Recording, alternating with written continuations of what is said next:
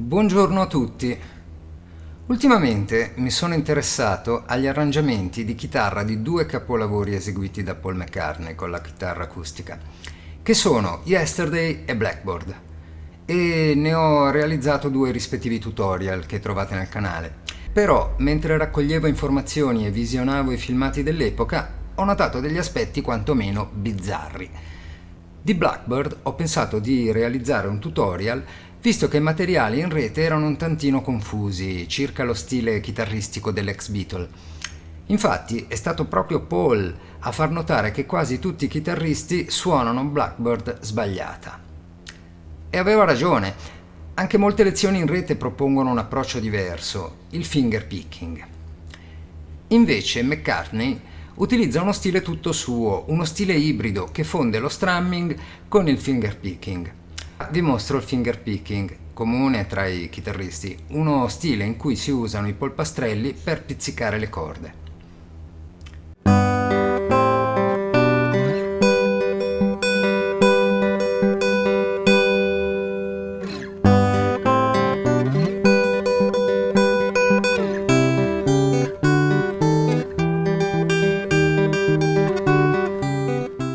Il prossimo invece è lo stile di McCartney, in cui utilizza solo due dita della mano destra, con l'indice che pizzica le corde alternando un movimento verso l'alto e un movimento verso il basso.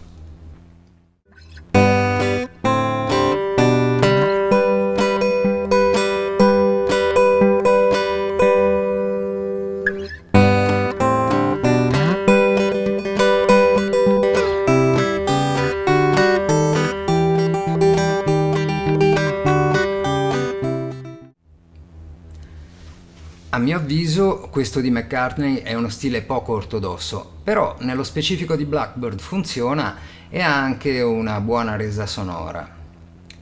Scherzando sullo stile di McCartney, un chitarrista su YouTube ha commentato che se hai imparato a suonare Blackbird ad orecchio, probabilmente la stai suonando sbagliata, ma ci sono buone possibilità che la suoni meglio di Paul McCartney.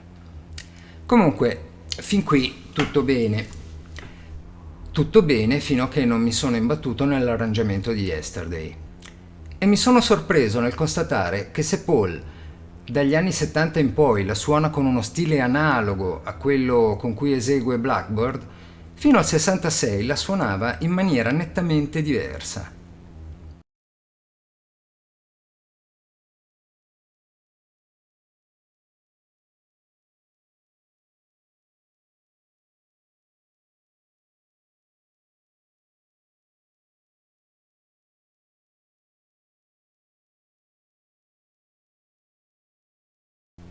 Dal filmato è evidente come Paul suoni con l'indice con un movimento verso l'alto del polpastrello.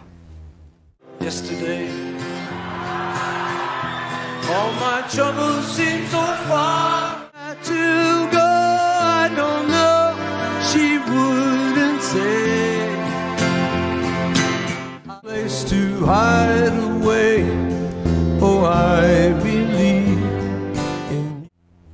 In questi video invece possiamo vedere come il movimento va spesso verso il basso e con il dorso dell'unghia.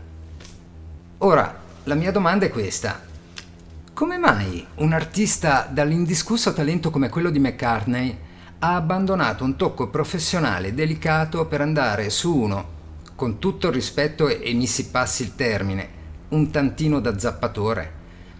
In Yesterday poi ho osservato che questo stile ha subito delle varianti ancor più discutibili nel tempo. Nel prossimo video infatti la suona con uno stile ancor più simile a quello di Blackbird, con il movimento alternato dell'indice. Yesterday, all my troubles seem so far away. Now it looks as though they're here to stay. Oh my God, bro. Ma perché cambiare lo stile di un arrangiamento perfetto a favore di uno in cui si utilizza l'indice che spazzola le corde a mo' di tergicristallo? E le differenze mica finiscono qui.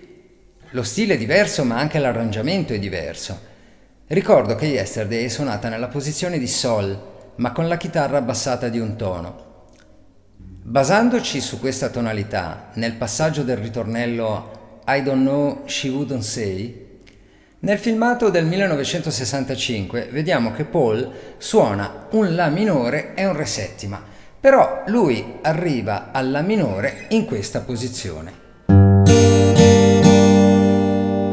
Un modo strano per suonare il La minore, ma c'è un perché. Perché lui, spostando solo l'anulare, passa dal La minore al Re settima.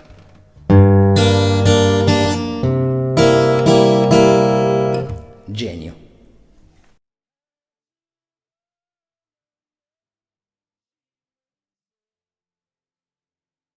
Dagli anni 70 via, Paul fa esattamente il contrario, suonando un La minore nella posizione standard per poi andare al Re al posto del Re settima.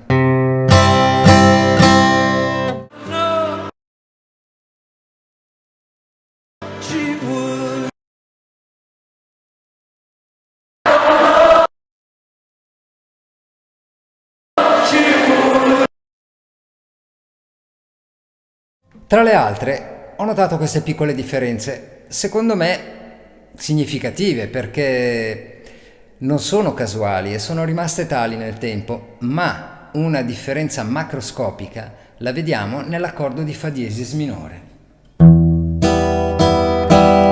che nel 1965 era suonato con un barré, come questo, nella posizione di Fa diesis minore che vediamo dagli anni 70 in poi. La nota fondamentale di basso, il Fa diesis, è probabilmente suonata, sì, ma con il pollice.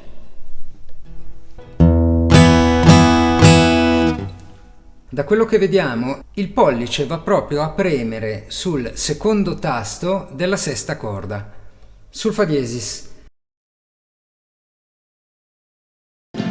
Yesterday,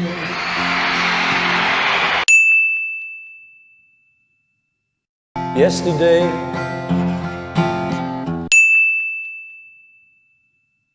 yesterday,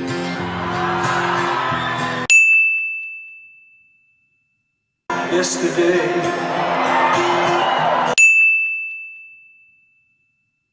Ma scusate, questo a mio modesto modo di vedere non fa altro che accrescere il divario già enorme tra lo stile pre e post 1966. Insomma, si passa da questo a questo. E non è poco. Guarda caso, nell'esecuzione di Yesterday dal vivo della band a Monaco di Baviera nel 1966, sono George e John a suonare la chitarra e John utilizza questa posizione di semi-barré e la cosa va benissimo, del resto non è lui che ha concepito l'arrangiamento originale. Si noti che in questo caso le chitarre non vengono suonate e il brano risulta più acuto di un tono. E Paul deve sforzare di più con la voce, ma è un cantante dalla riserva vocale notevole e non ha certo problemi. Paul in questo caso suona il basso e un altro aspetto cruciale è la professionalità con cui lo suona. A differenza di un chitarrista dilettante come me, che deve guardare spesso la tastiera della chitarra, Paul non guarda quasi mai il manico del basso. La sua mano destra, per intenderci, visto che suona da mancino. Semplicemente non ne ha bisogno, ha una padronanza dello strumento che gli permetterebbe di suonare anche da bendato. E naturalmente non lo fa solo col basso. Ho contato il numero di volte in cui ha avuto bisogno di guardare la mano destra durante l'esecuzione di Yesterday nel Live from Studio 50 di New York. E indovinate un po' quanto ha totalizzato il mio conteggio? 1. Un solo colpo d'occhio all'inizio del brano, poi basta.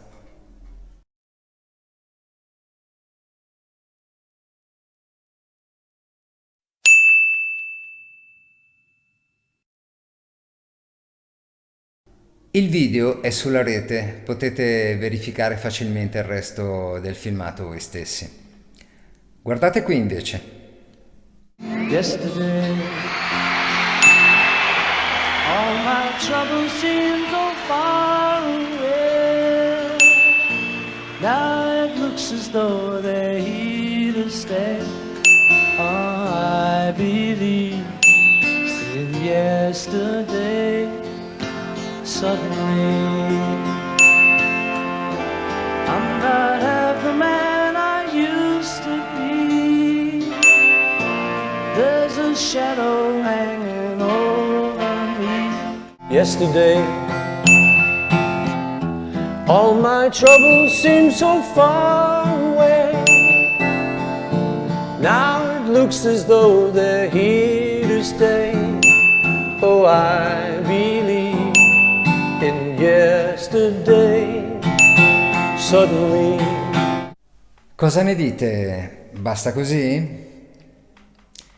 Non mi sembra che le immagini necessitino di ulteriori commenti.